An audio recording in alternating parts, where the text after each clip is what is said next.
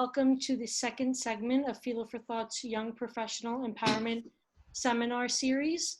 My name is Alexandra Liotopoulos, and I am Programming Director at Fuel for Thought, as well as President of the Ikaros Hellenic Orthodox Club at Queens College.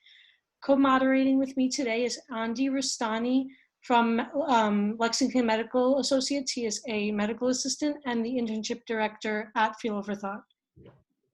In our July seminar, we focused on identifying common stressors related to these unprecedented times, and we identified ways as students and young professionals that we can cope and take care of ourselves. We also discussed effective instructional skills, top tips, and tricks on maintaining a healthy work-life balance, and the importance of making positive and effective first impressions during online interviews. We also touched upon effective branding, networking, and job hunting strategies, which we will also be covering in our upcoming fall seminars. Today's topics focus on the importance of making space for the body, mind, and soul. We will begin by discussing essential questions about safely transitioning back to work and school and adapting to a new normal. We will also discuss positive ways to ease the anxiety of working in online classrooms and workplace forums. Our featured panel will discuss on designing space that makes us excited to work, study, and interact with one another, despite the fact that we may not be leaving our homes. Today's speakers include Paul Hogue, physician assistant at Lexington Medical Associates in New York City and adjunct professor in the Rutgers University PA program, as well as Chris Salboudis, who is an adjunct assistant professor of philosophy and literature, a life coach, educational administrator, and CEO of Fuel for Thought. On our third panel, we'll have Cathy Hobbs, who is the founder of Cathy Hobbs Design Recipes. She is also an award-winning interior designer featured on several TV shows, including Good Morning America, World News Tonight, and the Meredith Vieira Show. She currently hosts and owns her own real estate and design series, Design Recipes, which is distributed globally. We also have with us today Brian Corcodilos, who is the CEO of DesignBlendz, a company specializing in virtual 3D architecture through construction. 179 on the Inc. 5000 list of fastest growing companies in America. Welcome, everyone. All right, so we'll begin our first panel. It's my pleasure to introduce my friend and mentor, Mr. Paul Hogue. He's a physician assistant at Lexington Medical Associates and an adjunct professor at the Rutgers PA program. He teaches classes in primary care and LGBT health. And today we'll speak about the best practices to ensure our health and safety as we emerge from the recent lockdown. Paul, welcome to the Young Professional Empowerment Seminar Series. How are you? Good. Hi, everybody. Good morning. Good morning. Good morning. One of the main concerns on everyone's mind today is how to maintain safety during these times. We're in a really interesting place, and it seems like we can't step outside until there's a vaccine without wearing a mask. So let's talk a little bit about some of the information that's in and around the coronavirus that's been getting people confused. There seem to be many conflicting ideas online, and that's naturally one of the byproducts of having social media and being online. I've seen many people worry about things like grocery shopping, touching packages that they receive from Amazon, walking to elevators, riding subway carts, and even dining outdoors. So to kind of help everyone be on the same page, what are some of the main activities and areas that we should be most worried about, and what do you think we should be on the lookout as individuals? Good question. So good morning, everybody. I think the most important thing that we need to remember is that the coronavirus over time, as we've learned more about it, seems to be spread more through respiratory droplets. In other words, if I'm in close proximity to someone else and I don't have a mask on, and even just talking or coughing or doing anything else like that, that seems to be the primary reason why the coronavirus is spread, as with many other viruses. So initially, there was a lot of concern that touching surfaces and other places that might be considered dirty would be a big cause of transmission. But as we've learned more about the virus, it seems to be less of a concern. It's not that we recommend that people don't wash their hands or be clean or be mindful of what they're touching, especially if they're touching their face, their eyes, their mouth after being in contact with something. But I also want people to feel as though they can safely go outside with common sense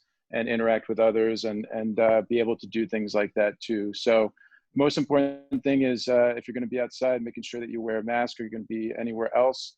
But if you keep a safe distance, that is a very important thing too. So another important thing that I'd like to emphasize to people is that a lot of evidence that being outdoors, the wind circulation, the warmth, the way the air moves outside helps to prevent the transmission of viruses, especially coronavirus. So if you do go outdoors and you don't wear a mask, but you're keeping distance from people, let's say if you're sitting at the park and being 6 feet away, I don't have any qualms about saying that that's something that is relatively safe. Thank you, Paul. I think as our state begins to open, a lot of the conversation has been about schools, a place where it might be difficult to maintain that social distance. So what do you feel are some precautionary steps that we could take to transition safely back into school without igniting a new surge in these cases? And yeah, so again, sorry, Andy, go ahead. Yeah, and what resources do you think schools and businesses and organizations might be able to utilize to make it a safe space for everyone involved? Okay, very good question. So I think the mask idea is the most important thing. So my practice is small family practice in Manhattan. We've gone through the heart of the pandemic. We've known a lot of people who've had coronavirus, and we've been there the entire time. We were telemedicine for about 2 months, but we've been seeing patients in the office again for about 3 months now. And the most important thing is that we wear a mask when we're seeing patients. We require patients to wear masks when they're in the office.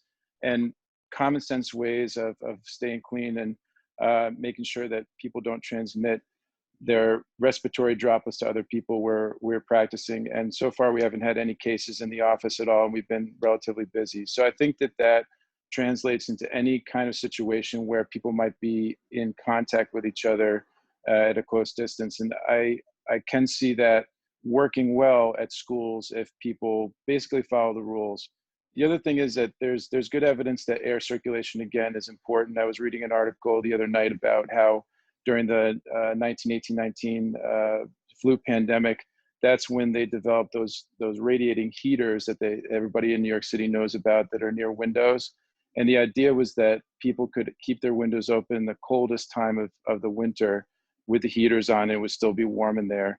And the idea was to keep air circulating through the room and outdoors so that that viruses could not collect inside. So I do think that schools could develop plans where, especially during the fall months or the warmer months, they could keep windows open and fans on and have their students wearing masks. And all that together should help to prevent transmission.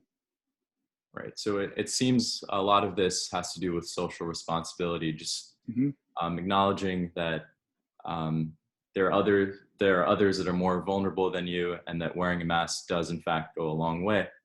And I think another underrated part about this current situation that we find ourselves in is that it has left a social impact. The modern world is definitely different, and a lot of relationships have been complicated. And take, for example, the relationship between grandparents and grandchildren. I know that that's been one that hasn't been able to be maintained during this time out of safety. So how do you think that grandparents can reunite with their grandchildren? Because most grandchildren, while asymptomatic, can actually be carriers, since we happen to be younger. So how do you feel like we can reunite soon? Another good question. So I think the key again is first of all wearing a mask. So if I was going to see anybody who is in an older or more risky age range, I'd make sure that I wore my mask around them, whether it was indoors or outdoors. But secondarily, I think that if anybody who has grandparents or elderly friends or family in their life, if they can set up a way that they can meet outdoors, say in a backyard, where you can either be on the grass or a park, sitting at a certain distance from each other and wearing masks, I think that is a safe way to do it. And I can't think of a way that the coronavirus would be able to be transmitted to someone else in a situation like that. Right. And I think one of our last questions, I think what's also been really fascinating during this period is many people taking the time to develop all these new hobbies, particularly developing a healthier lifestyle and exercising more frequently. Two of my personal favorite activities have been cycling and running. And so there's been a big debate about whether or not people should wear a mask while they're running or during any outdoor exercises. And there are people that will justify not wearing one, saying that it'll affect their breathing and performance. Is that a myth? What are your thoughts on that? I think that, again, it's thinking about the way that air circulates, and if you were able to make a diagram of the way air circulates over you, if you're cycling or running, especially outdoors, it's almost like when cars are put in a wind tunnel and you can see the air going over them and the aerodynamics. So I think it's socially responsible and and being civic-minded to carry a mask with you and to make sure that you wear it if you're going to be in close distance to someone, even outside. But I think if you're running or cycling in an area where there's good enough space, and you either keep a loose face covering on like a bandana, or even keep your mask off, the evidence does not show that it's easy to transmit virus at all in those situations. The air just catches anything coming out of your mouth and makes it circulate quite far around. So I think that for people's mental and physical health, being able to exercise is very important.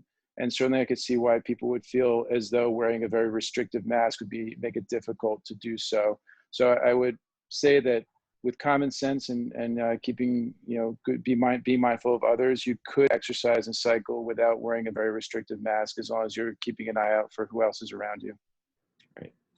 So thank you so much for taking your time today, Paul, and for providing us with your insight. And also thank you for being at the front lines day in and day out. This fight would be impossible without you and your colleagues. Thank you. You're welcome. You got it. My pleasure, everybody. So moving on, we are going to start our next panel. The onset of the pandemic, so many had to adapt to a new online norm. Now that people have gotten used to it, they have been overloading themselves with work to the point of burnout. Today, we will discuss the importance of why we need to allow ourselves time and space to approach tasks feeling focused, confident, and positive. To discuss these concerns and give us tips today is Professor and CEO of Field for Thought, Chris Salboudis. Welcome, Chris. Thank you. So, a typical work schedule requires maintenance of a set start time and end time, a fixed routine, and so on. In our last seminar, we discussed the fact that our regular routines have changed greatly during the pandemic. Disrupted workers and students are having trouble reorganizing their time and establishing realistic daily goals and expectations. Chris, what are some ways we can work past the stresses of the way we work now? And what is the importance of taking breaks to maintain a healthy balance and clear mindset? Thanks, Alexandra. That's a very good question. And really the key to that question is to remember the importance of valuing and respecting yourself, your time, and your mental health by preparing really an action plan that takes different things into account, like your natural tendency to focus, procrastinate, or become distracted, your ability to set goals and follow up on time, and your natural stress level over daily, weekly, and seasonal tasks or new challenges. Also, your ability to cope with new things and need for a change of pace of some kind, for a break, etc. So basically, an action plan is more than just a standard to-do list. It's a detailed outline of specific and measurable actions that you need to take into each of your daily goals. The sequential steps you absolutely have to complete something and achieve success. So if you're having trouble figuring out how to set up a measurable goal for the day or week or month, you can start with a straightforward deductive method that I like to use. So whether you are working or a student at school, take your full projected 3-month schedule and break it down into a list of major deadlines, immediate deadlines, and then specific actions that you have to take to meet those deadlines, like research or writing, meetings, etc. Then from there, you set up your daily, hourly schedule, being careful to set achievable goals of action items and not just overloading your daily to-do list with something that's going to stress you out just by looking at it, okay? Personally, I like to take to set up one major and one intermediate action for each of the professional responsibilities that I have. So I have different jobs, and also I'm trying to like study and finish my doctorate at the same time. So I set myself one major action and one intermediate action to make sure that I stay focused and feel like I'm accomplishing my goals little by little throughout the day and week and month. So for those who need a little more motivation, you can do what I do with my students and with young people at home here. And I set up a merit badge system, which is very popular now. You know, you put a badge. Okay, student A completed all of the unit readings, badge, a little trophy, a little gold star or something, right? And you could do it online, or you could actually set up a board in your workspace to keep yourself motivated. Or even if you just have a little notepad like this, and you just fill it in with your to-do list and then check it off, you know, and at the end of the week, when you look that you've accomplished all of your goals, set a little leisurely reward up to celebrate your accomplishments, okay?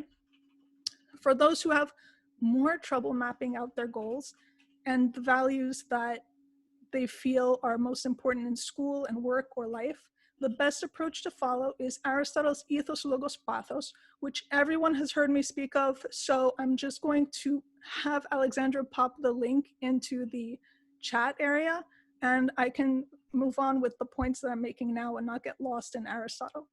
The next thing is timing yourself. So timing yourself, there's an old 12 rule teaching from the 70s that says that those who respect their time will limit certain conversations to 10 minutes sharp, especially with individuals who tend to dawdle and drain your time and energy.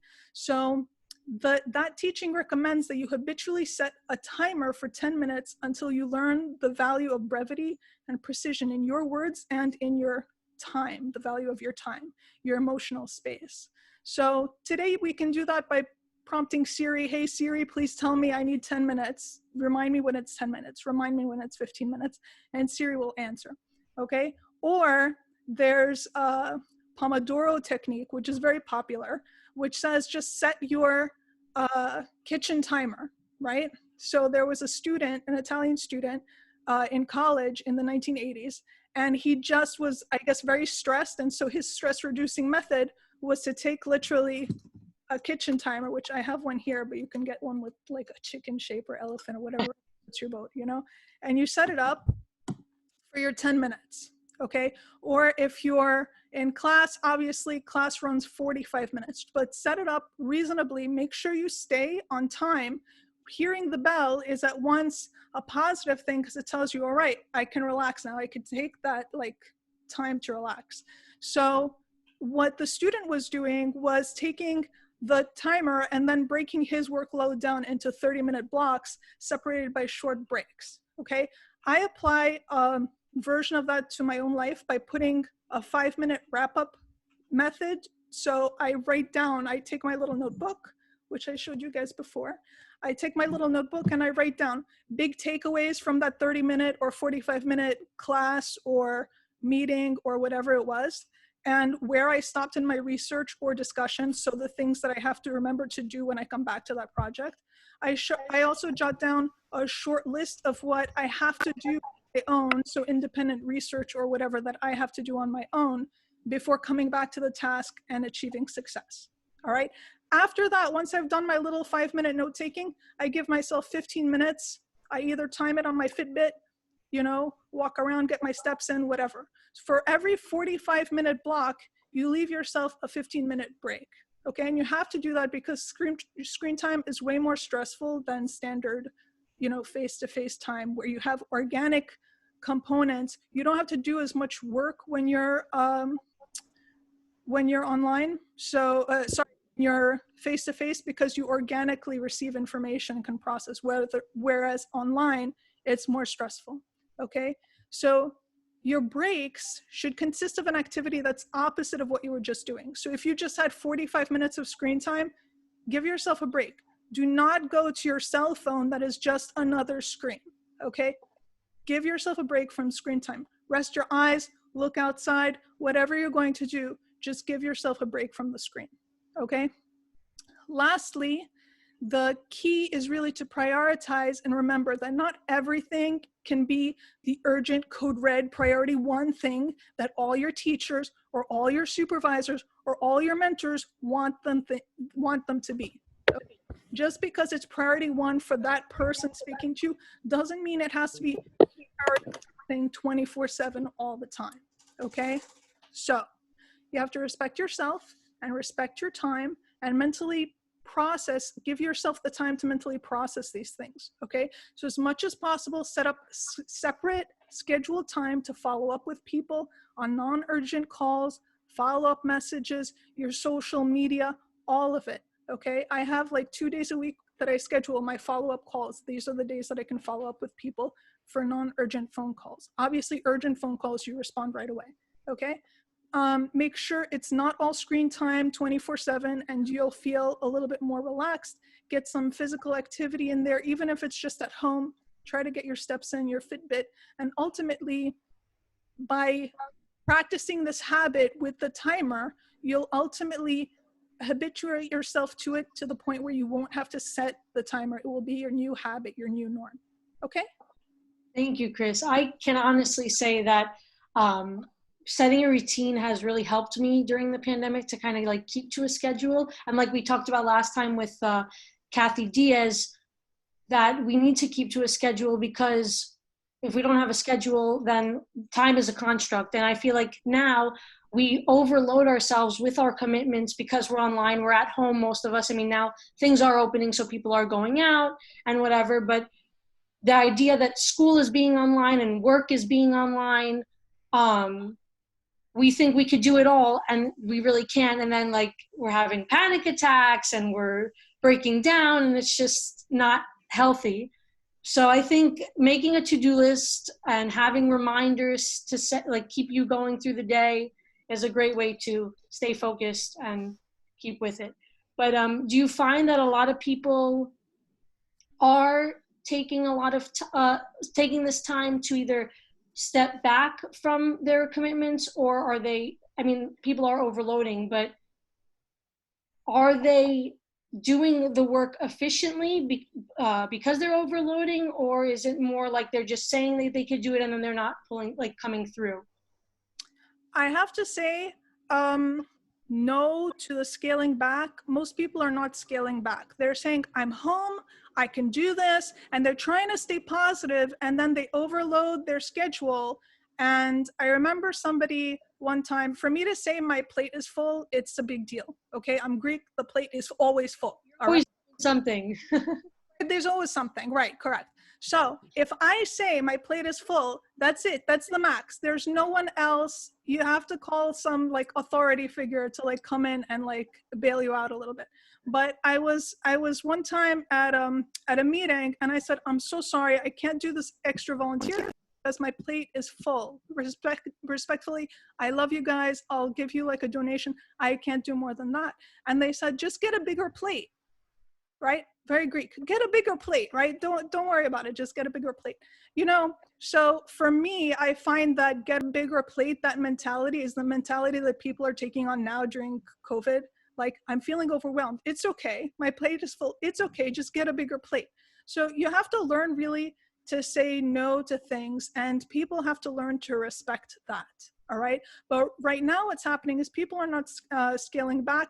Professionals in most industries are overloading on interactive meetings, on Zooms, YouTubes, etc., which take up nearly triple the time of an organic face-to-face interaction and draw from precious hours of potential productivity. So rather than being productive at task A, which is urgent, they're getting lost in setting up Zooms and pre and post production of their YouTubes and all this other stuff for their online meetings, instructional projects, project management, which take up more time and ultimately catches up with you and with all the people involved.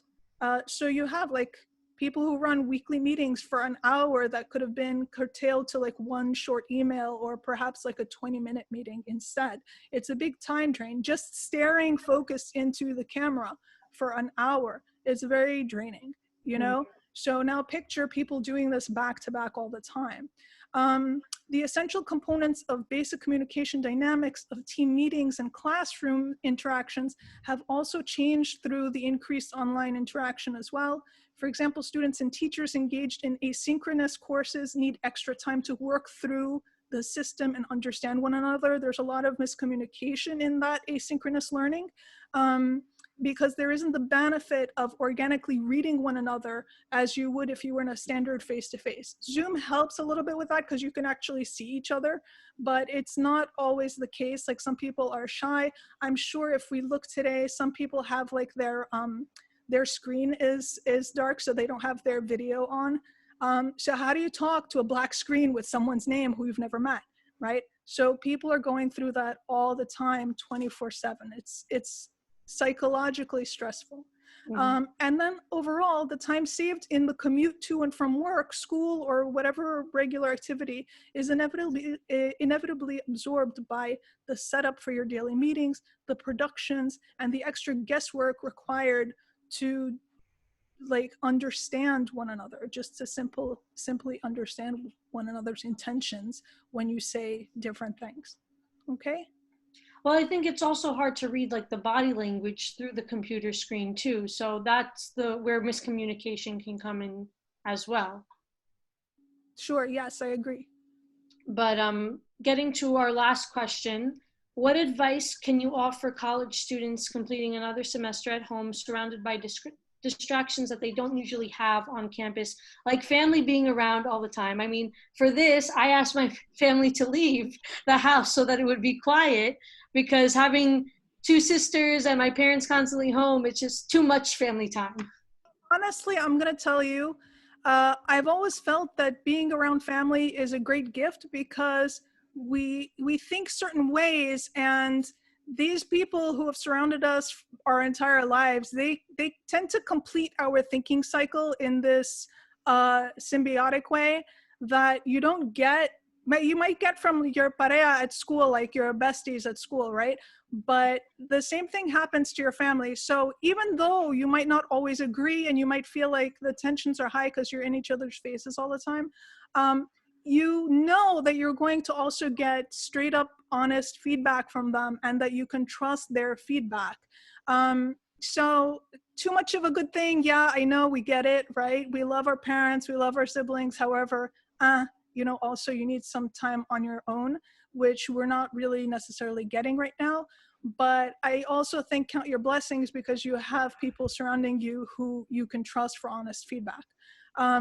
It's also good to balance your time out a little bit with friends who you also share mutual trust and respect, because if you are all the time with the same group, you don't really have that breath of fresh air that you need to keep conversations fresh at home.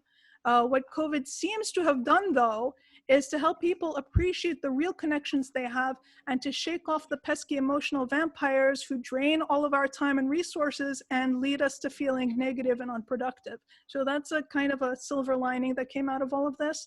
I do want to add something on a more serious note, though, that for those of you who they're less on the serious note, but those of you who are very social, but you're kind of like stuck at home in like a small space because, and it's too quiet compared to your campus life or whatever, there are like YouTube videos with just random cafe sounds to keep in the background with semi-muted conversations that you'd hear in like a school library or cafe or whatever. Use those. It's not the same. I know it's not the same. Okay.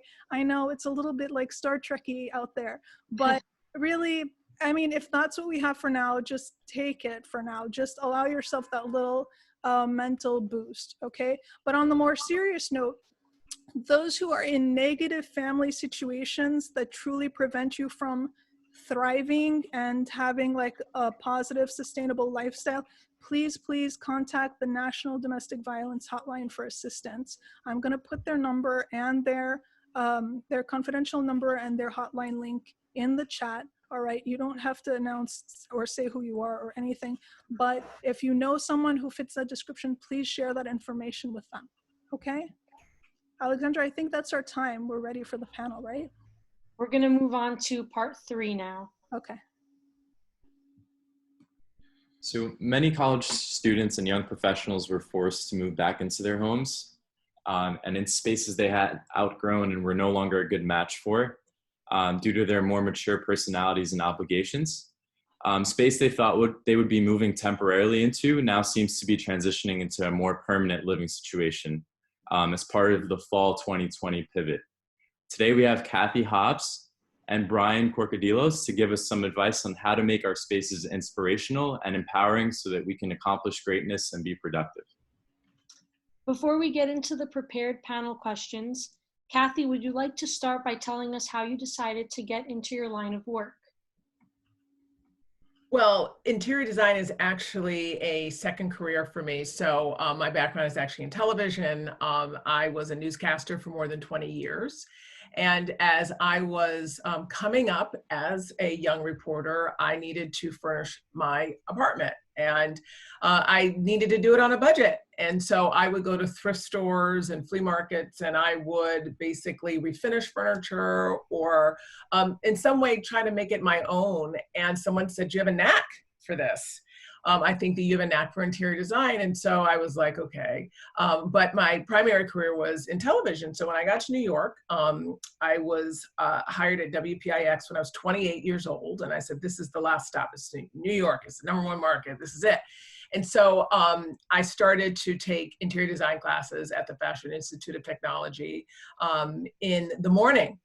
I was always an evening newscast reporter. I always worked the evening news, the 10 o'clock or the 11 o'clock news. So I had my mornings free. So I would go to FIT in the morning, and then I would cover fires and shoot 'em ups at night.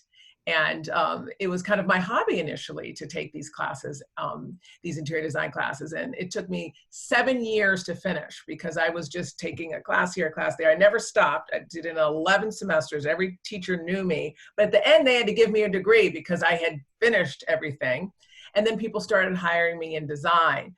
But one of the things that I always pride myself on is not necessarily being a Park Avenue designer. I really want to be approachable. I believe in affordable design. I believe in functional design. And so after kind of doing some design projects initially when I started my company in 2004, I was really asked to do staging. And I started doing staging for developers, home staging, in which we would come in and we would furnish model residences. And then that kind of led to me doing stagings for not only new developments, but vacants and then resales. And with staging, you really are creating functionality. And it's not about how expensive a sofa is. It's about, does that sofa make sense in the space? Does it work? And so I primarily do that. And then also, so primarily my company focuses on real estate and home staging. And then also now we're really branching into e-design. So we're able to provide a kind of a remote design service. It's a robust software that we work with in which we create these beautiful mood boards. And then everything on the mood board is shoppable so that someone can then purchase the things that we're suggesting on their own. We give them an installation guide. And if they're on a tight budget, we can even do Prime boards in which everything on the board is shoppable from Amazon Prime. So, you know, my thing is, and one of the reasons why I got into design in the first place is because I was the person who was looking to design my space on a budget, and I didn't have a lot of money to do it. And so that's why it actually is kind of close to my heart to give people affordable design solutions. So that's a little bit about my background and kind of how I got here. Well, I think we can all take tips on how to furnish an apartment in New York City for all those dreamers out there on a budget. On a budget. Mm-hmm. On a budget. Brian, you have an interesting story about how you started your own business from your dorm room. Can you tell us a little bit about that? Yeah, sure. The one thing I want to say, you pronounced the Greek version of my last name, and I appreciate that. It's not the Americanized version is more Corcodilos that Andi said, but I appreciate it. It's not all the time someone pronounces it the correct way. But mine started a little differently. You know, I don't look Greek. I'm a Greek mud, right? But I grew up in the restaurant industry with my family, diners, delis, catering, the whole nine.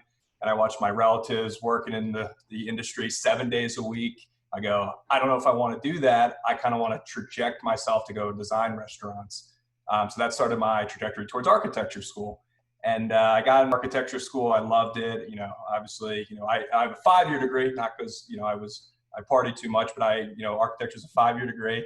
And, you know, after my first semester there, I fell in love with it, and I realized it's what I wanted to do. And obviously it wasn't so much designing restaurants. We do some of that today. But I was fortunate enough to have a lot of great internships my first few years there. I actually was working up in New York at 390 Broadway and Canal Street at Kushner Studios. I had a job at Toll Brothers. I worked at a massive land planning firm down in New Jersey. So I had a whole wide range of different experiences. And what I realized very quickly is how disjointed the industry is, from the acquisition, from the design, to how you market it, to how you actually build it. Everyone fights with each other. It's what it came down to. And what I decided was, I said, you know what, there's got to be people that are doing this the right way. There's got to be people that are improving the built environment. And what we did was we actually started a blog.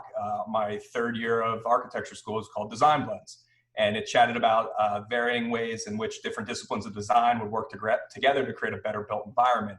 How an architect and an industrial designer might work together to create a really cool product, or an architect and a fashion designer would design a really cool dress that would walk the runway. And we wrote about all these articles, and we got into it. And it wasn't until a drunk alumni networking event one night that I met somebody that had been viewing in one of our, you know, pay-per-click people making us tens of dollars a week on Google paid ads on our little blog. He said, yo, this is really cool. Do you guys like do this stuff? And it was like at that point that it actually clicked. And we started actually doing so. So not just writing about it, but actually acting upon that. You know, and fast forward from, you know, 2013 when I graduated architecture school to 2020, we were working in our little dorm room doing renderings, drafting stuff. Fast forward to, you know, now I'm the CEO and I oversee 34 full-time staff members working out of a little office here in Philadelphia. And not only do we continue to live within that vision, but I have industrial designers on staff, I have architects, I have software developers, I have construction managers, I have project managers. I have a whole range of different individuals and different design disciplines working together to create a better built environment. And, you know, like you said, Alexandra, I appreciate it. You know, you wake up and you look around and all of a sudden you're on the Inc. 5000 list as the 579th fastest growing company in America. And it's just been a crazy ride. I love the process. And, you know, I'm excited for the conversation here, because seeing it from my employees that are going through these stresses to how I've been dealing with it, I hope I can give some insight for how we're dealing with all this madness out there. Yeah, we thank you for being with us today. The first question will go to Andi. Yeah, and I think your story is truly unique, Brian. A lot of people aren't able to find the motivation to do great things if they're confined in a particular place or a familiar place. So the fact that you were able to accomplish all that really speaks volumes. And I guess we can segue into our first question. What are some of the things that you recommend young professionals to incorporate into their workspace to kind of keep it interesting, functional, inspirational, and even productive? So I know Cathy's going to be a little bit better at some of the things you should incorporate. I think the biggest thing, you know, for me, it's self-awareness. It's how does your brain work, and what makes you tick, right? You know, I will tell you that as CEO and just the way my brain works, I'm very scattered. If you look behind me, right, compared to so many other people on this call, there's not much. And I actually prefer it that way. I prefer to work in a cave. I prefer no distractions, because I'm one of those people that sees the little shiny red object and will look very quickly. That's how I work. So when I'm trying to get things done, I actually prefer the opposite. I prefer no distractions. You know, you see my Phillies hat and my Phillies towel over there, but that's about it. But I also have different spaces for different things, and it's how I segment myself. So look, if there's a painting that you can look at and it inspires you to want to stay up that extra 10 minutes and work, yes, I highly recommend you add things to your space that make you feel good. But I've just found that the passion in what I do makes me feel better than any object. And it's weird to say that. So for me, it's my screen here, and I have 4 monitors around it, and that's it. And this little chair that I read in occasionally. And that's just how my space is set up. It's, you know, so. Right. Cathy, what would you recommend in terms of creating a workspace to be more functional and productive? I just want to springboard off of what Brian just said just now. So he talked about having a space that is his space, and he says he has 4 monitors, a desk, and he has the chair where he likes to read. And to me, the balance, and when you think about what you're going to put into a space, is creating that zone for work that's separate from maybe where you're watching TV or lounging or even dining. So a lot of times people say, you know, I don't really have the space. And so that kitchen table is the workspace plus where they eat. And then they're not even able to mentally have that division of this is my time to work and this is my time to relax. And so I believe in creating zones for yourself. Having a dining zone, a lounge zone, a relaxation zone, a work zone. And so I remember when I first got my first apartment in Manhattan, it was actually in Brooklyn. It was only 500 square feet, and it was a 1-bedroom. And I had a dining table, but I specifically said, this is where I'm going to eat. This is where I'm going to eat my meals. And I had a desk, and the desk really only was big enough to place a computer on it. And back then, this was when you had the old school tower on the bottom, and it had a top and a bottom. So I had the computer on the top, and then I had the tower on the bottom. And it was in a corner of my bedroom. But even though it was in my bedroom, that when I got up and I went to that space, it was time to work. And then I was able to kind of separate myself from it. And so I think having that balance and creating a functional space and basically, what do you need to have that work for yourself? Is it a desk? Is it a light? Is it just a place for files and things like that, so that your desk and your work surface doesn't get overcrowded? I think light is extremely important. Where I am in my home office right now, there's a window next to me, and that's very, very important to have that light, that natural light coming in. At night, I actually, and I have overhead recess lights right now, but at night, it's a different kind of work environment for myself. That's when I do a lot of the deliverables. During the day, I want it to be bright and active, and that's when I'm on the phone and things like that. At night, I'm a night owl. I actually do most of my deliverables between 11 p.m. and 3 a.m. And that's just typically how I work. Everything's on schedulers, so people don't know that they're actually getting an email from me that was written at 2 a.m. because it goes out at 9 a.m. I see Brian shaking his head because I prefer to let them go out at 2 a.m. just to let them know I'm working. Sometimes you let them know that you're working, right? You want them to know that, hey, I'm working all night. I get it, but a lot of people, believe it or not, work this way. So I am working. I'm doing the deliverables when the world is quiet, and I'm able to do all those proposals and documents and things like that. But I dim the lights differently, and I have a different set of lights, and this green light actually comes on that's right here, and that is kind of a different mood for myself, and I may light a candle, and I have a different light that I put on. So I think it's all about kind of putting yourself in the zone to work properly. I think it's very important to have a break. You cannot work all day. I had a teacher when I was at FIT way back when who would say, there's a certain point you have to get up, leave the room, splash water in your face, and go back to the drawings. Because if not, there's a certain point where you're mentally going to start to shut down. And I think that at a certain point, you need to, it can be every 45 minutes, every hour, whatever, you need to get up, take a break, eat something, wash your hands, go outside, do something, and then go back to the work. Or else you're not going to have the same productivity. I would say, and just to touch on that too, the mental bandwidth is everything.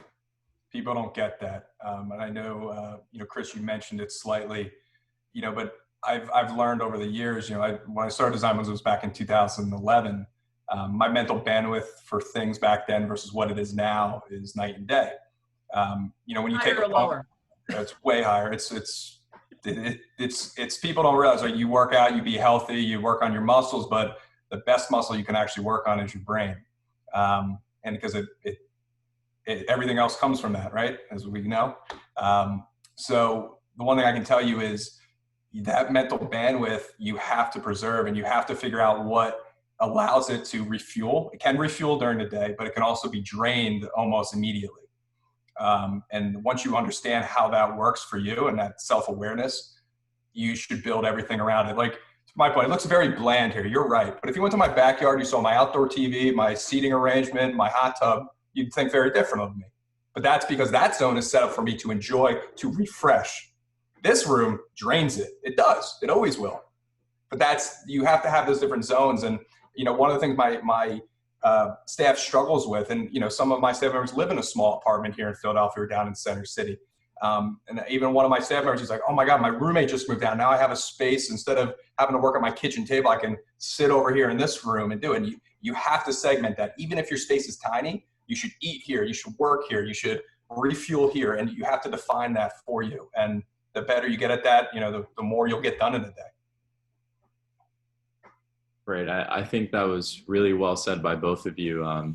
Just the fact that you have to incorporate zones, knowing what are the appropriate places to study or to eat or to relax. And once you keep that in mind, I feel like you definitely allow yourself to be more productive. And then just looking at your workspaces, realizing that that's a piece of you in there.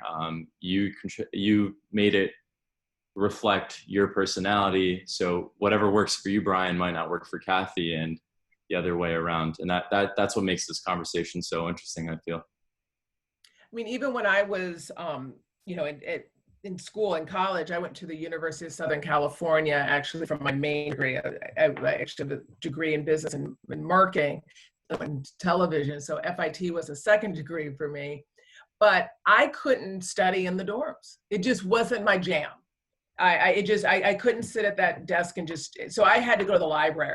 And then when I went to the library, I couldn't study in the open area because everybody was there. So I went to the stacks. So at USC, they had the stacks, which were where the books are. And I don't know if they still have it like that, but I could study in the stacks. And so that was my kind of way to really unplug, and I could actually focus and study. Did anyone here go to a college where they had the stacks in the library? Yeah? Yeah, that's where I usually go too. And I take a chair, I'll sit in between the bookcases, or they have like little cubicle rooms. I'll go in there because if I'm out in the open, I'm like people watching, who's coming in, who's coming out. Too distracting. Exactly. But to kind of build off of that, now that we're all at home doing interviews or online school, do you think that our workspaces have a significant impact on a potential employer? Like, should we stage our spaces differently when we're talking to our friends as opposed to on an interview?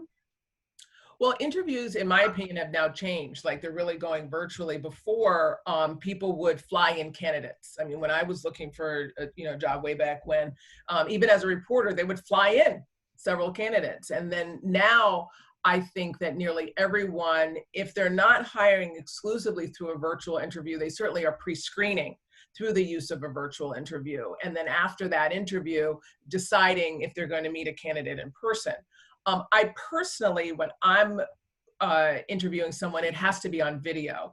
I will not, we can't even conduct it unless it's a video interview. And I'm judging for two things. I'm judging on someone's appearance, and I'm judging in some way on their environment. Because if I'm hiring you as a designer or as a stylist, and I'm also taking into consideration how you've styled yourself and how you've styled your own space. And then also there's a certain point where you can, through the course of the interview, really see if someone is receptive to a concept or something that maybe one of the tasks asked upon them based on their facial expression.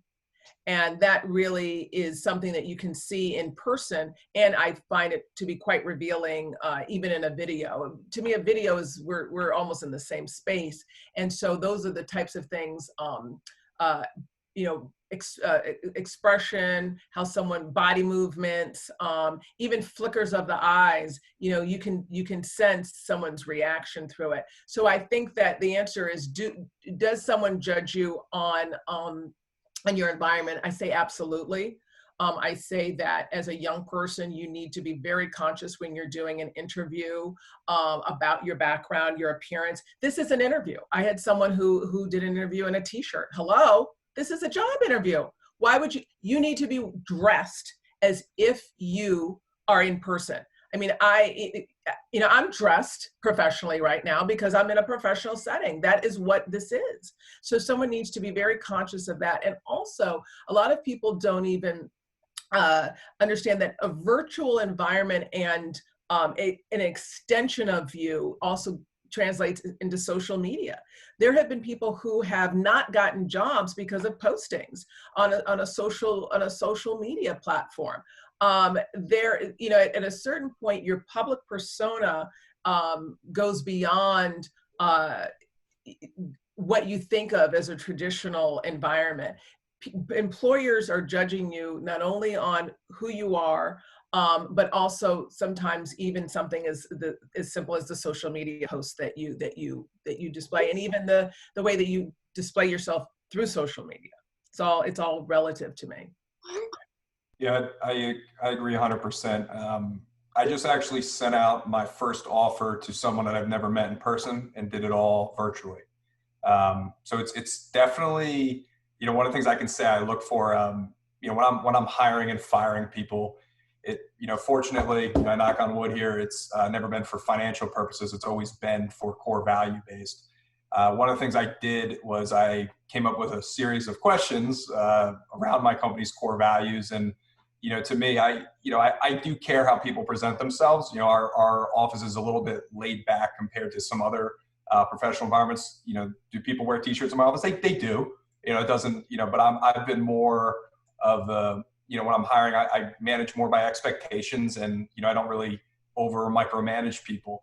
And, you know, if they're getting work done, I don't care if they're in flip-flops necessarily, but not every employer is like that. I would tell you that it's few and far between. That's more of a West Coast type of mentality than a little East Coast. But I would say that, you know, it matters. But I would say now more than ever, the video, you know, I would used to call people, hey, let's chat. Now it is all video. That's all we can really do at the moment. I am, you know, hearing other employers, at least in my industry, you know, I have one narrow, but they are, you know, coming back in person. You know, my staff right now, I would say about 70% want to be in the office, 30% are more comfortable at home. And, you know, what was weird when, you know, the day we got the phone call here in Philly, everyone went home and it was like, oh no, when are we coming back? Everyone had all these questions. I didn't even have answers for them. I said, guys and gals, we'll revisit this tomorrow. We need a night, right? And, you know, now what I realize, people are doing well at home. There's others that aren't doing so well at home. Mm-hmm. And what I did, I opened the office and allowed people to come in for, you know, those that want to be there. It's not mandatory by any means. But, you know, social distance, wear masks when you're up and moving around, and everyone's spaced 10, 15 feet apart in my office right now. But, you know, it's the workplace it's going to be weird. No one really knows. I would say there's been articles that say, you know, a third of America will be working from home by like 2025 have come out. It's wild what, you know, is happening, but I'm also, you know, the commercial real estate realm, you're seeing big Fortune companies saying, you know, Salesforce just said, hey, all of my staff can work from home and take 8 weeks off from now till the end of the year. You know, not every business can do that. And yeah. I think, you know, you just have to be self-aware of where you're trying to get to and what you're comfortable with, and don't, you know, but you have to be comfortable with video now. And if you're not, you need to work towards it. Even for me, it was a challenge to be comfortable on video. And I just say, do it, and it's going to affect how you're going to get employed. It really will. I also think, Brian, it depends on the industry, right? So, you know, in your industry, someone can come with flip-flops, and one of my designers said, can I wear shorts, you know, to work? And I said, sure. I mean, you're working you're staging, and, you know, I want you to be comfortable, get tied. I said, sure, you can wear shorts. But when we do walkthroughs where we're meeting with real estate agents, the expectation is different, that you're professionally dressed to meet a real estate agent. So I think that you just need to be very respectful and conscious of the setting. I had someone who showed up for an in-person interview wearing a t-shirt and jeans, and that was an immediate turnoff. So I think it depends on the setting, the environment. If you're someone who's going to be interviewing in financial services at a bank, you need to be wearing a suit. That's just what the expectation is in that environment. I mean, my father, when I was growing up, he went to work every day in a suit. And back then it was a 3-piece suit. So, you know, a vest, a jacket and pants, and he took a briefcase. And I'm talking about a hard case that you snapped and went, and he went to work with that briefcase every day. And that was how you went to work. And if you didn't show up like that, you were seen as less than professional. But we've changed and things have changed. But just be very conscious, I would suggest to everyone to understand the culture for where you're interviewing. So to kind of like segue into our next question, being aware of like how we're dressed, how we look on camera and in physical spaces, and having that space and social distancing to like keep to guidelines, etc. For those people that don't have the option of going and being in their offices or being on a campus, and they are taking a more relaxed like outlook to all of this, how could they work to set up their space from scratch? Like, how do we pick pieces that we don't know how long we're going to be here. Like you said, we don't know when we're going to go back to normal. So how do we pick pieces? How do we kind of move forward, even though we don't know what's in store next? Like, and how are we going to choose things that can last us a long time, but also work functionally for us now? I mean, we don't know what's going to happen down the line in 5 years, but what are some things that we can do and incorporate into our spaces to make them more functional, short-term and long-term?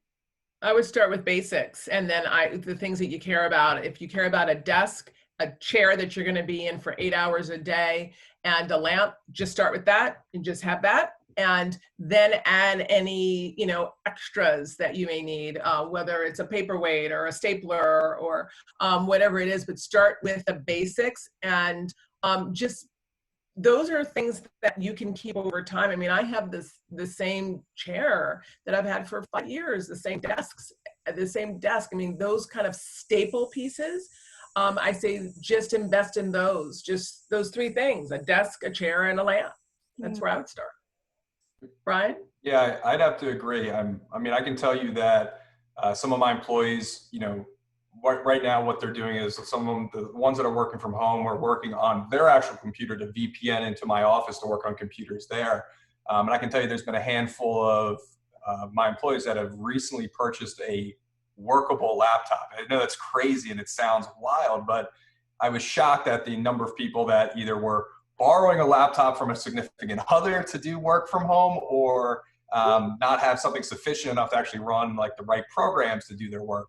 And that was a challenge for some people. And there was instances where I assisted, and, you know, we got extra work laptops and things, but your computer is everything. And, you know, I grew up playing a lot of video games too. And I can tell you that, you know, this generation too is on the cutting edge of that technology. So you'll already be ahead. But I would say number one is make sure you have a computer that you can do things with, not just type in a Word document. Use have video. It'd be cool to do some video editing. There's ways to promote yourself, and having the right device is everything in today's realm. Brian, can I ask you a question? Are you, as an employer, supplying those computers?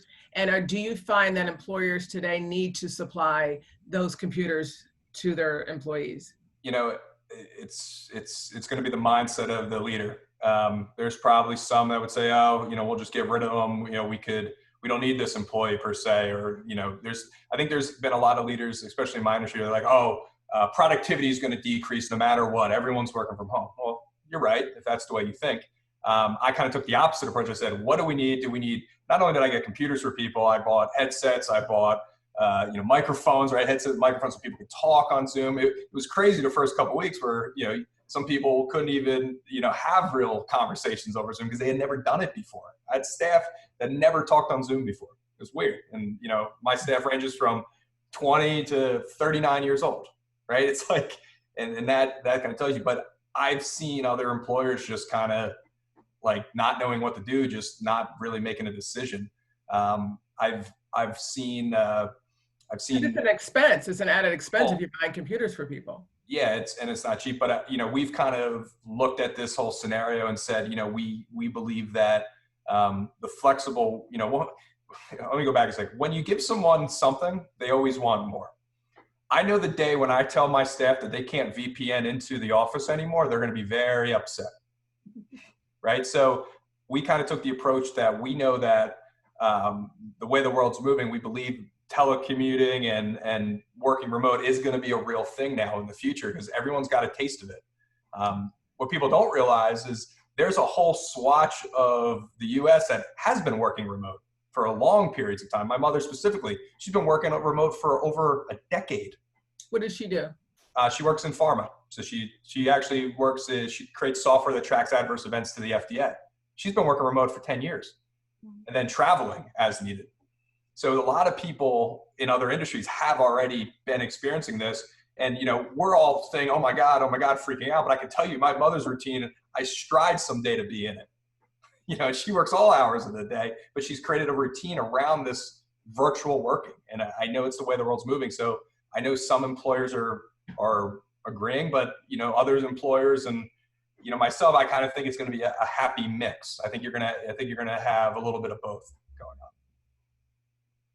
Well, getting into what you said about like having your own computer and people didn't have the right resources. I know a lot of the schools were providing resources to students on a need-based kind of thing, but to kind of go into the next question, a lot of us are sharing our spaces and sharing materials. I mean, I had family members here, like I have my own computer, my one sister has her own computer, tablets, desktop computer, whatever, but then it's like you're all sharing the same space too. If the desktop is in one room, who's going to go to the other space with the laptop? And, you know, my cousins too, they're younger from a young age. They're giving them computers to now do all their work. How do we all share the same spaces with our family members, but also share resources and work efficiently?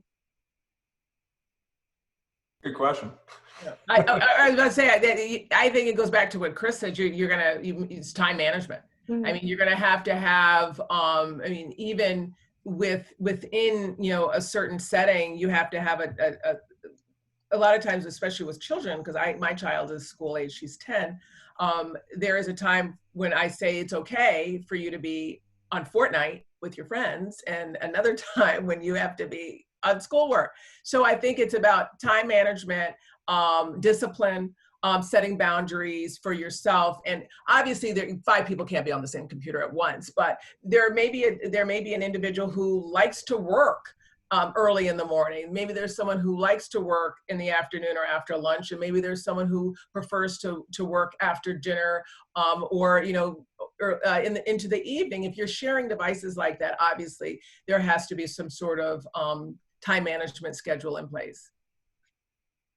Yeah, I agree. I don't want to dwell on it too much, but, you know, if you have to share resources, you guys have to share a schedule and be very clear about that. Mm-hmm.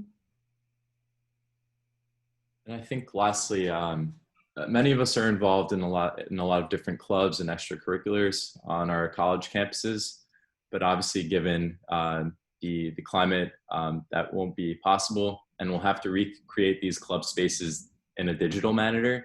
And so the primary issue I see with that is you're going to have to incorporate a lot of different styles into one shared online space. How do you think that could be accomplished?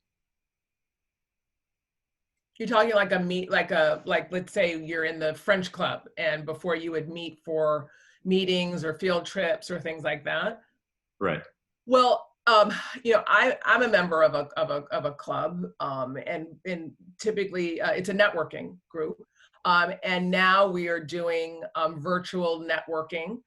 There are all types of events and clubs that have gone virtual. Anything from a field trip where it's now the speaker appearing, to an experience, whether it's a conference. I mean, people are attending conferences, or what would be a traditional workshop. Even, you know, food tastings are happening virtually. So I think that within the club parameters, whatever you would normally do you're going to now need to do it virtually. If it's a welcome, you know, a first of the year launch, welcome to the writing club or whatever it is, you're going to have to do that virtually. If you would have gone to a location and listened to a guest lecturer, now that guest lecturer appears through a virtual meeting. I've seen materials dispersed in advance, whether it's a book that's sent to people in advance or is now downloadable online, and everyone's reading together from the same book. You know, experiences are now done virtually. And my prediction, and I don't know if Brian agrees, is that I remember, and I'm really dating myself now, I remember when I saw someone using a cell phone for the first time, and it was when I was at USC, and I was in college, and I was like, what is that? She was holding a phone and walking around, because before that, you had a phone in a car, and it was hardwired into the car. Where I'm going with this is I believe that this is the new cell phone. This is going to be it, guys. For years to come, we are going to be holding virtual meetings. I'm not saying that we're not ever going to see each other in person. I'm not saying that people are never going to meet again and socialize again, but I believe the virtual platform, I believe that the genie is out of the box. And I believe that from now on, the virtual component will be an option or a part of life as it relates to both business and personal. That's just the way I feel about it. So just real quick before I dive into it, because this is a topic that I'm well versed in, and I'll explain why in a second. Alexandra, how would you show that you're talking on a phone to somebody? Like this. Okay. How about you, Andi? How would I show that I was speaking? Yeah, you're on the phone. Okay. So reason I'm getting to that, some people, if you ask today, will go like this, depending on their age. Others, like Cathy and I, would go like this. Right? Yeah. It's a sign of the age. And just kind of give you a little background to my virtual world, to kind of why that's a big part of my organization today. I used to play video games professionally when they weren't cool to play. I was playing video games at the highest level where hundreds of people were watching me when I was 12, 13 years old. And that, you know, for me, that was 17 years ago. So today, fast forward, you have kids, and I say kids, getting paid 6 to 7 figures to play video games. I always said, and you know, the way I look at the virtual world, I always said, wait till it's more popular to watch someone play LeBron James's character in NBA 2K than it is to actually watch LeBron James on TV. And it's moving in that direction. You're actually seeing it. You're actually seeing the real life version of that transitioning to digital. What do I mean? Even in the NBA right now, if you go to watch a Lakers game versus the Nets, whatever, what do you see in the background right now? The little people in the stands. Yeah. Exactly. And the NBA is doing it at the highest level compared to some other people. And you turn on the Phillies and you see cardboard cutouts of people in the stands, right? It's a little different. The one thing I can tell you is that people haven't realized, but for the last decade, people have been faked out. They don't realize that majority of things that they're seeing is digital.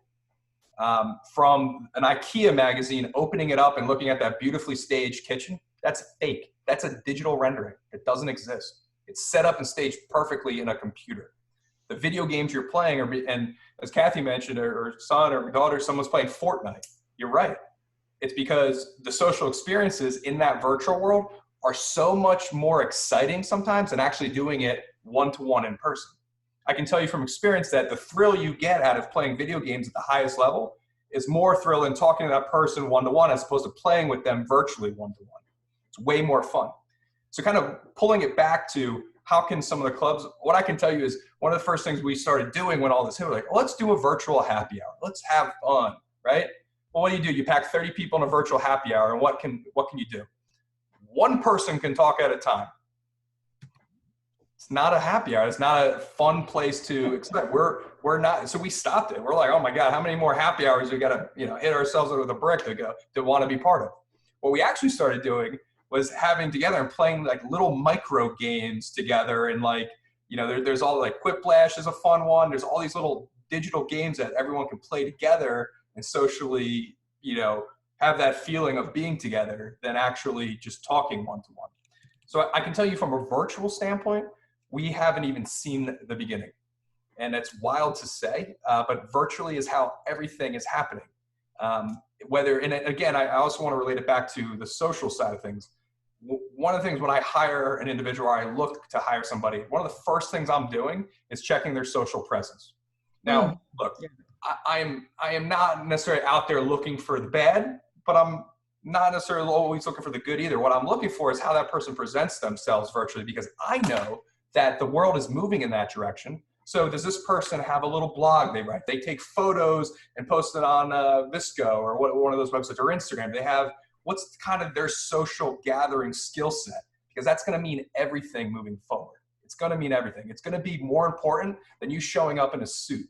I promise. And I've seen the transition. It's literally coming, and now it's even coming at a more rapid pace because everyone's forced to be home and virtual. Pretty soon you'll put on a suit or whatever, goggles, you'll be in whatever white space or black space, dark, doesn't matter what's around you, and you'll be anywhere in the world together with people. And that technology already is here, and it's rapidly improving. People would have laughed if you said, hey, I'm going to let my daughter get in an Uber with a stranger and go to the movies with her friends, right? People would be like, you're nuts. Yeah. The virtual world is coming, and it's coming at a rapid pace, and the technology is increasing tenfold, like year over year, and some people can't keep up with it. And it's okay, but the people that are watching it and seeing it are reacting to it, and you're seeing, different TV shows. Everyone's their own TV show, right, Cathy, today? It's right. It's your own Instagram is your own news network. You can be whoever you want to be. You can be, if you have a hobby, a craft, you refinish furniture, like my fiance, she is her own Paige Davis on Trading Spaces to 300 people, not 300,000. It's crazy what's happening. What Brian is saying about judging people about their social media presence, and maybe this isn't good, but I look at a social media presence and I'm also being able to see someone's level of maturity. Mm-hmm. And quite frankly, if every single photos of you partying and drinking, I'm not so sure that you're a candidate. Even if you're, a young person, there are young people who have professional or more professional photographs. And what do I mean by that? Maybe they have inspirational images. Maybe it's a vacation that they took. Maybe they're inspired by nature.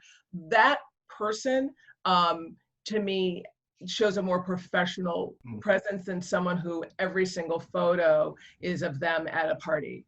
And it is about that, and it is that, again, that lends itself to exposing your image to the world and to a potential employer who may judge you by your social media presence. Yep. And I would also say too, the physical space that you're in is very important, but like I said, slowly but surely that is transitioning to the virtual space. Because I don't necessarily am going to care so much what book is on your shelf. When I look at you, I want to see how you lead in the virtual world. I care about that. Because that's how our organization is set up. We virtually people find us virtually. So when they go to search for me, to trust me with their investments, they're going to do everything they can to find me virtually, to see who I am, if I've ever been arrested, am I in any lawsuits, whatever. Not necessarily if they like the Phillies or not. They might not like the Phillies, they might not want to work with me because of that, but it's becoming less and less relative. I'd like to add a note right there, actually. Two things. One about mentoring. So a lot of mentoring and social activities like shared movie night and stuff, a lot of younger people are having virtual movie nights. They'll go on Zoom or whatever. Or of course, Cathy, Fortnite. I love that Fortnite actually has a chat group. Why do I know? Because there's someone right in front of me playing Fortnite, like kind of on mute now. But he actually is mentoring people when the whole pareja is like online at the same time. He's like, you know what, that's not really the best step for you. You should try this. And it's such a casual, natural, organic environment. People don't feel like they're pressured. It's not formal mentoring, but it's just kind of advisement, teamwork, in a more social setting like you would have in the Icaros Club or in one of the other like school clubs. So that's something to just like put something casual together, use the chat room, laugh, you know, just laugh, give yourselves time to laugh and not always be like work oriented, because that doesn't really help you in terms of productivity. The other one, Brian, I might have to steal you eventually, because we do want to try and transition. I always have a pet project and my team is always like, why do you have these 5 like segues, but there's always a mental tab of like the next thing to do. We're trying to do like a virtual Clubhouse. And I got this idea because my team at St. John's actually transitioned from Blackboard, which is very like cut and dry, to Canvas, which is so beautiful and interactive. And I asked my IT group, I said, look, can we make this interactive? I want like a cafe with a button here that says, hey, meet Aristotle. And they're not going to meet Aristotle, the guy's dead, right? But at the same time, you would be able to see the bio, see a nice video, learn about this other book that is now in video format, in audio format, so that it's more interactive, you know? And that's important. Or have like a Clubhouse that was actually a group on campus that had a space, etc., where they were meeting, and just sort of turn that into, hey, we're having coffee hour, come join us. Cathy, I don't know if you know, but in the Greek tradition, we have church on Sunday and then coffee hour, which is like coffee hours. It extends to eternity.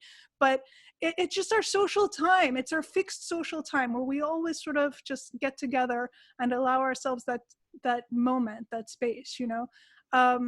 But those are the things, you guys, Alex and Andi and the other students on the network.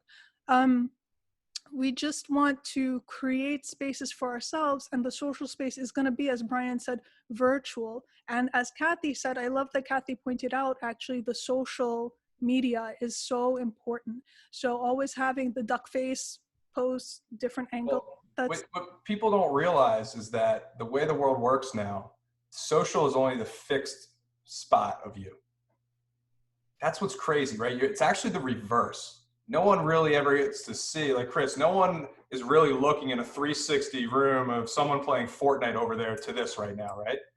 But your social is the only actual fix that stays with you, whether or not you're sitting in that space or elsewhere. That's why it's more important than ever that people invest time to do that properly. Because if you don't, it's going to miss you. And each one of those platforms operates in a different way, right? To Cathy's point, you might not want to be posting your night out with the girls or guys on Facebook.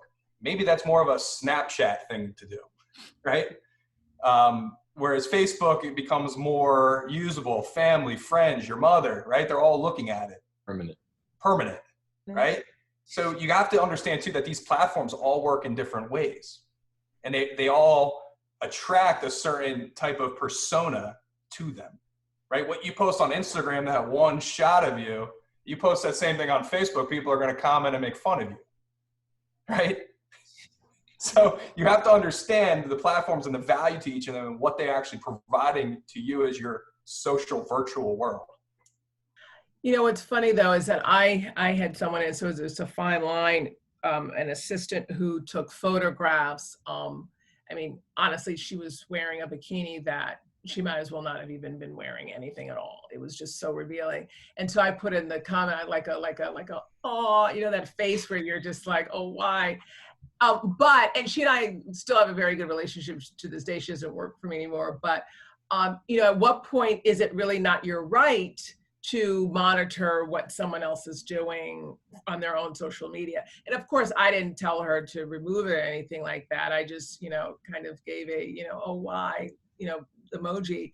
But we really can't control what someone is putting on their own private social media, and that kind of gets into their right and their, you know, but of course, we're talking about evaluation as it relates to the part of the interview process. That's really what we're talking about. But at the end of the day, someone should have the freedom to post what they want to on their own social media. But as an employer, it is equally our right to be able to view a whole package in a candidate and make our own decisions. These are all great points, and I want to thank you for your insight, because as students, we don't always know what is acceptable, what is not. We have this idea that we're invincible, like anything goes kind of thing, but we need to be more regimented. But to kind of conclude, We're going to have a Q&A session really quick. If there are any questions, please post them in the chat now. If not, we will just make a few announcements. We're going to be hosting an Instagram competition where you will be posting a photo of your renovated workspace for the semester for a chance to win a membership to Feel for Thought. The link I will post in the chat, and we also hope that you will come and continue to participate in our upcoming seminars for September, October, November, and December. We have great speakers lined up and topics. The one for September is going to be focusing on how to make the most of our college experience despite the circumstances. And we're just looking forward to what's in store for the rest of the year and for 2021 for Feel for Thought. And we can't do it without your support. So thank you all for being here and for staying involved. Do we have any questions for our speakers? Okay, if not, I mean, Brian, Cathy, Chris. Oh, wait 1 minute. So we have one question. Some insights when making our own business. For example, some mistakes you may have come across and what you've overcome. So what are some mistakes that you have come across while starting your own business and how you were able to overcome them? Brian? I can tell you actually one was directly related to social media. Early on in one of my business relationships with a client, when we were actually, back to the space, we started in a 75 square foot room, 100 square foot room, right? We've transitioned and grown as we've grown. But when we were in that 125 square foot room working out of a row home, we created some images for a college, actually, through another architect. An architect hired us to create renderings for a college that was a concept for something coming.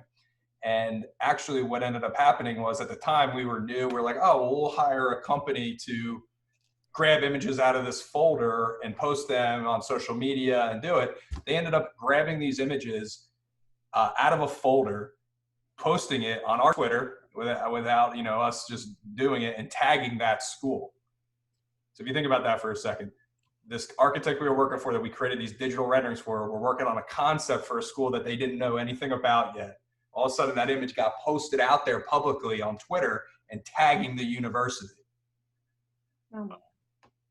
Yeah. You learn. And it never, ever happened again. But it was our fault because those images got put in a folder they shouldn't have by mistake. But it just tells you the severity of what's out there and what can happen to you. And obviously we lost that client. We've never done business with them again. And fortunately I, didn't get into some lawsuit because of it, but it just, stuff happens. And I would say, for your own business, it's as big as you want it to be. It's as big as what you can dream and what you can, what your vision is. And, it's only you that would stop that from happening. The whole time as you're building it, you're going to face challenges that you don't think you can overcome. I can tell you my payroll at 6 people was just as stressful as it is at 34 people. But it's all on how you manage the challenges and how you learn to adapt. The stress will always maintain as you're growing it. It's just how you learn to cope with that stress as it gets bigger and bigger, and just being self-aware of that.